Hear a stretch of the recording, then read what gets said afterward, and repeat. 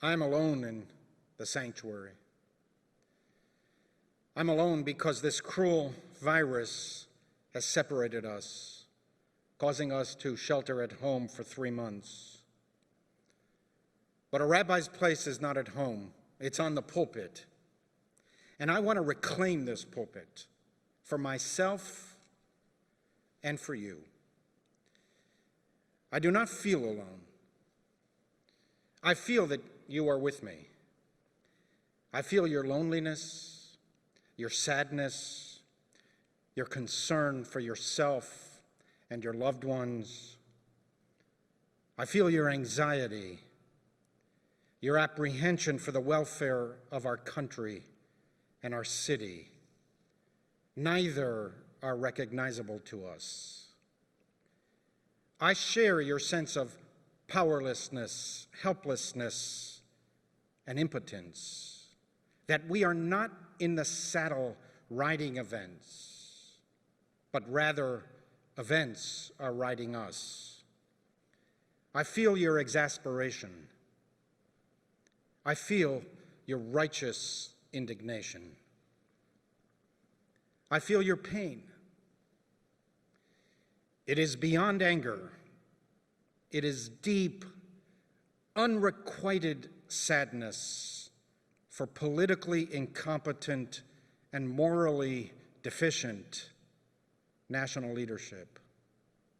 It is all coming home to roost: the polarization, the incitement, the nastiness, the steady destabilization of the bastions of liberty, the assault on the guardrails of democracy.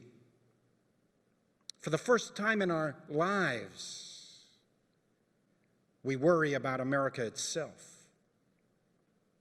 How cruel, how absurd, how sad that during this once-in-a-century cataclysm, we are saddled with this government, so unequal to the challenges of the day.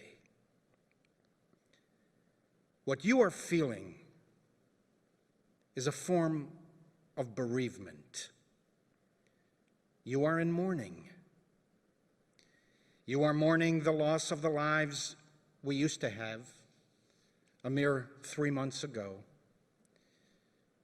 You are grieving for our convulsing city that we love so much. You cry for the beloved country.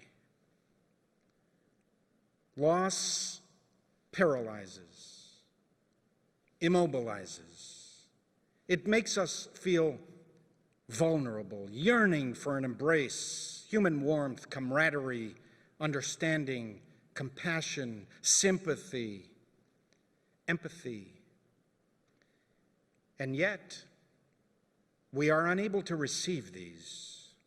There is no Shiva, no gathering, just more of the same isolation as we glue ourselves obsessively to screens showing chaos, destruction, anger, and despair. It turns out that the president's inaugural address in January 2017, when he spoke of American carnage, was not descriptive. It was predictive. Now we see clearly. This is what real American carnage looks like under his watch. 40 million Americans unemployed, mass hunger, food lines miles long, chaotic incompetence, over 100,000 Americans dead in 4 months, a country seething with anger, division, and despair, a nation disrespected, even pitied. Its moral authority, built up over decades, squandered by fakery, puffery, and distraction. its moral center eviscerated by those who are in over their heads and they know it. Oy lanu kifana hayom, Jeremiah despaired. Woe unto us, for the day is setting, and the shadows of the night grow long. They act falsely. They offer fake healing for the wounds of my people, saying, all is well, when nothing is well. Peace, peace, they cry, when there is no peace. This is how an empire declines. From the inside, not the outside. Resilience corrodes. Resistance to biological and political pathogens weakens. The body politic is inflamed, overwhelmed, unable to marshal life-giving antibodies to fight off moral disease. We can't breathe. The irony is that George Floyd contracted the coronavirus, but he avoided the ICU. He avoided the ventilator. He didn't have pneumonia. He recovered. Racism suffocated him. He was asphyxiated by cruelty, callousness, and contempt. Have you reflected on what kind of person can ram his knee on another's neck for close to 9 minutes as life drains from the victim's body? Have you asked yourself, who is capable of doing such things? What depravity resides in the soul of such a person? Who raised this man from childhood? What values did they instill in him? Who befriended him? Who trained him? Who authorized him to police the streets? Have you reflected on the other police officers milling about, witnessing the entire 9-minute murder? What kind of person can casually and callously watch the air of life sucked from a man pleading for mercy while bystanders shout, he can't breathe? Have you asked yourselves what kind of depravity resides in the soul of such people? Who raised these men from childhood? What values did they instill in them? Who befriended them? Who authorized them to police the streets? Their degeneracy is yet more evidence that the murder of George Floyd was not an isolated event, one police officer and one African-American victim. Their insolent indifference testifies to systemic and systematic racism, America's original sin. It was not law enforcement. It was the unlawful enforcement of a supremacist mindset which disregards the God-given moral worth of every human being. With all this American carnage strewn around us, take heart. We are still able to clear the moral rot and reverse the moral decay. It is not too late. The explosion of righteous anger across the length and breadth of the country, of the world, is evidence that we are not alone, and the protesters are not alone. See how many Americans and how many good people worldwide embrace us, stand with us, comfort us, encourage us, and strengthen us. We are not powerless. Together, we constitute an irresistible force, the hosts of an indomitable moral army that will prevail in the end. Keep the faith. The arc of the moral universe is long, but it bends towards justice.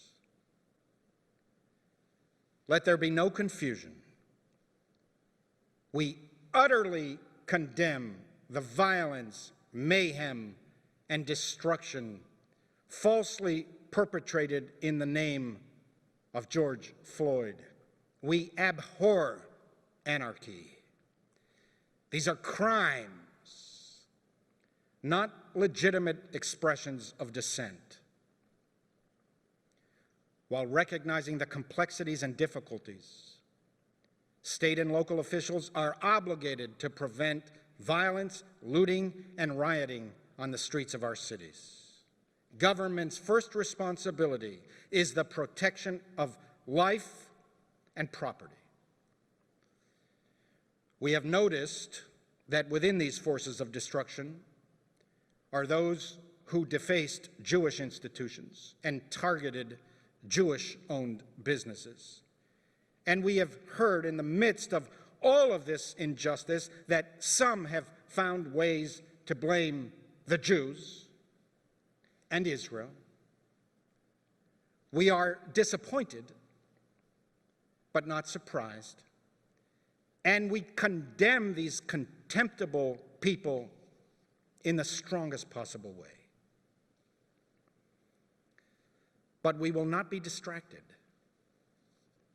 As George Floyd's brother reminded us this week, the mayhem perpetrated by this violent minority dishonors the memory of Mr. Floyd, diverting attention from the urgency of healing, justice, and social repair. Overwhelmingly, most of the protesters are peaceful. And they are right. And they are not alone. We stand with them. So many of them are young and of all colors, of all ethnicities and backgrounds. It gives us hope for the future. I love this generation of young Americans. I admire their refusal to tolerate injustice and discrimination in any form. In many ways, they are much better than we were when we were that age. Those of us who are white do not really know what it's like to be black in America. It is in the nature of life. We internalize that which is internal to us. We should open our eyes and see more. We should open our ears and hear more. Alongside all of the noble and enlightened qualities and ideals of America, there is still a festering, stinking, and unhealed pustule of racism. Open your eyes and see. So many black Americans worry every time they leave their homes. When their teenage and 20-something children are out on the town. When they walk into a bodega or a store. When they jog in the neighborhood. Imagine if you lived that way. The beginning of morality is the ability to put yourself in the shoes of others. Listen to our fellow Americans and try to understand. Their experience with law enforcement is not our experience. Even something as innocent as bird watching in Central Park can be fraught with racial tension and potentially life-altering, if not life-threatening, consequences. Open your eyes to the disproportionate deaths from COVID-19 in communities of color.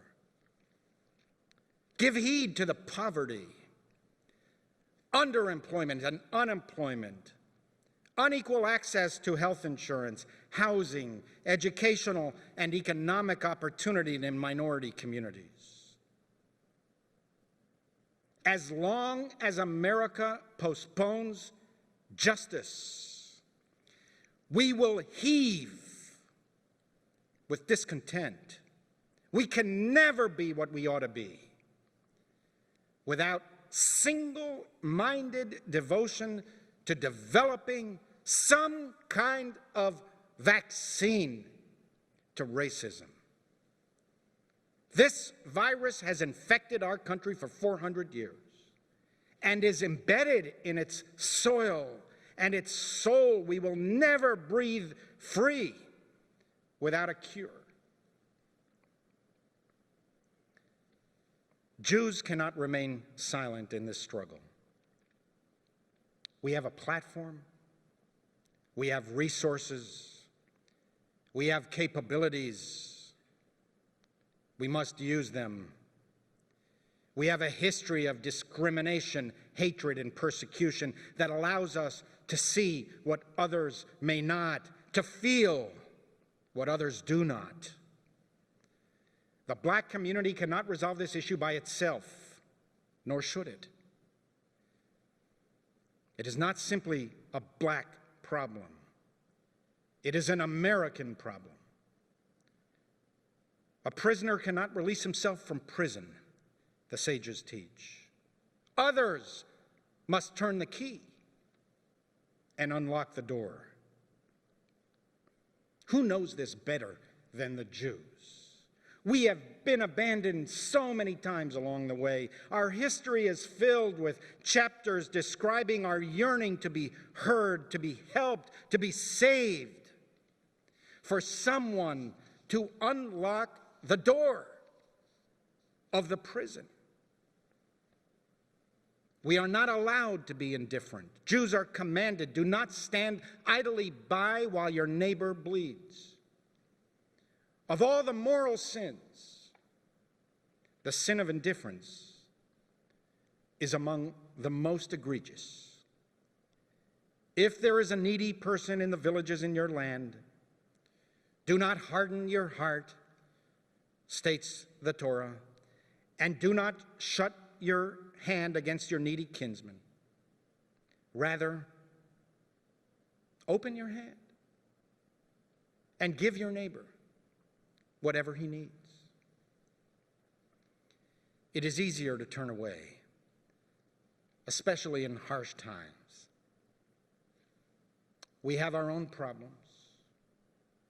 We ourselves may be out of work or underemployed. We have been at home for 3 months trying to dodge this pandemic. Many of us have lost loved ones or know people who have. Many, many of us have been ill ourselves. But the moment indifference overtakes empathy, we become morally diminished. Silence makes us accomplices. One overriding Jewish principle handed down to us for the very mists of antiquity is do not remain neutral. Neutrality is the refuge of cowards. To be neutral, to stay out of the fight, indifference, never helps the good people. It is precisely what the bad people count on: indifference to injustice, indifference to hatred, indifference to racism. Progress requires stepping into the fray. Isaiah demands, repair the breach. Do not simply observe the rupture or mind the gap or even step into the breach. Repair the breach, restore the path of righteousness. And remember, and I say this especially to young Americans, there can be no progress without struggle. Frederick Douglass warned, those who are for freedom and yet deprecate struggle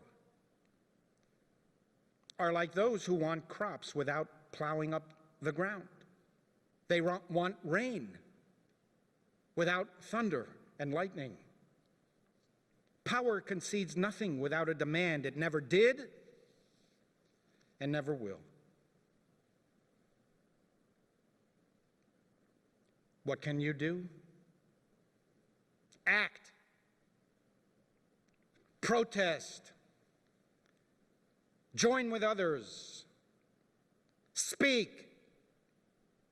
Bear witness. Contribute time and money. Vote. Vote. Vote in November. And tell the truth about racial injustice. Don't lie to yourselves. B'chesed ve'emet yechupar avon. Through mercy and truth, the Bible states, is iniquity washed away. Had the president actually opened that Bible at church this week, he would have read that God does not command dominating others, demeaning them, debasing them, disparaging them, diminishing them, dishonoring them, disrespecting them, disgracing them, defaming them. Rather, the president might have stumbled upon this verse from the book of Leviticus. Ani Adonai Elohechem asher hotzeiti etchem me'eretz Mitzrayim ve'eshbor motot ulchem ve'olich otchem komemiyut. I, the Eternal, am your God who brought you out of the land of Egypt. I broke the bars of your yoke and caused you to walk upright. That Hebrew word, komemiyut, means upright, arise, stand up, walk proudly. It implies that there was previous degradation, but you have arisen, you have overcome, and you are now able to stand tall. It's a beautiful image. Imagine it. Try to picture it in your mind. Break the yoke that is placed upon the shoulder of the slave, the oppressed, the disadvantaged, the scorned, the one who is weighted down and bent over. Lift that yoke. And you have released him from his burdens so that he can stand upright. And thus we learn that Judaism requires us to lift the yoke, to lift people up, to bring them komemiyut, to raise them from degradation, and to allow them to walk upright and to breathe. A person who is bent over cannot fill his lungs with enough air. Only by standing tall can we inhale the pure air of freedom, dignity, liberty, and equality. I leave you with these words by Ella Wheeler Wilcox. To sin by silence when we should protest makes cowards of men. The human race has climbed on protest. Had no voice been raised against injustice, ignorance, and lust, the Inquisition would yet serve the law, and guillotines decide our least disputes. The few who dare must speak, and speak again, to right the wrongs of many. Amen.